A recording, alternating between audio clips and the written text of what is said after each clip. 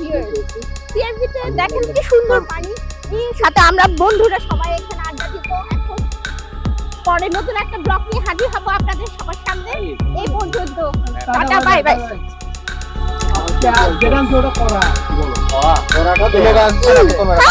লাগবে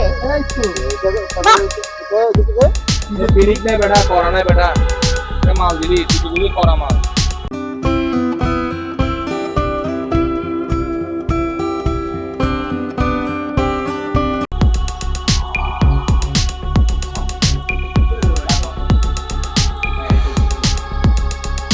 শান্তি বেটা জিনিস দিলি বেটা, এই পিনিক বেটা। হ্যাঁ কোথেকে নিলি জিনিসটা?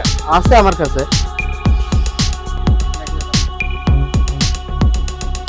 কেমন লাগে? কি সমস্যা ভাই? কি সমস্যা কিনা? আমি রাস্তার মাঝখানে দাঁড়া যাচ্ছি। এই দেখো গাছ রুখতে হবে, এই সরো আরো দূরে যাও। আর দেখছো না গাছটা রুখছে আমি? কিসের গাছ? কি চাও তোমরা? কি চাও কি? রাস্তার মাঝখানে দাঁড়ায় আছি। রাস্তার মাঝখানে দাঁড়িয়ে আছি? আটটি দিশা আমরা এটা দাঁড়ায় রাস্তা? আছি। কি দেখি? দেখো না গাছ বৃক্ষরোপণ করলাম।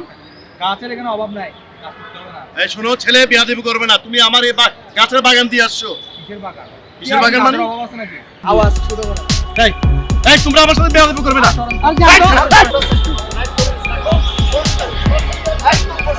বিয়াদবি করবে না। চেষ্টা করবে না। একদম বিয়াদবি করবে না। তোরা এটা কি শুরু করলি? ভাই দেখেন না রোডের সামনে দাঁড়ায় রাস্তা। আরে রাখ, তোরা চিনোস নাকি? উনি একজন প্রকৃত মুক্তিযোদ্ধা, উনি ৭১-এর মুক্তিযোদ্ধা। উনার হাতা দিয়ে তবু পোলা বাংদ বই কিনা দে, তুই জানোস?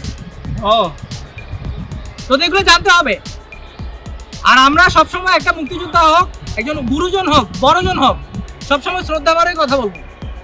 এটার জন্য মনে থাকে তোদের। আমাকে ঠিক না, ওনার কাছ থেকে ক্ষমা চা। আঙ্কেল আমাদের ভুল হয়ে গেছে।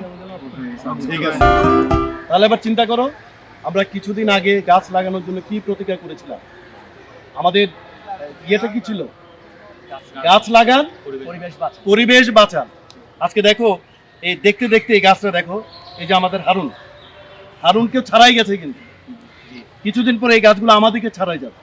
আমার কথা বুঝতে পেরেছো?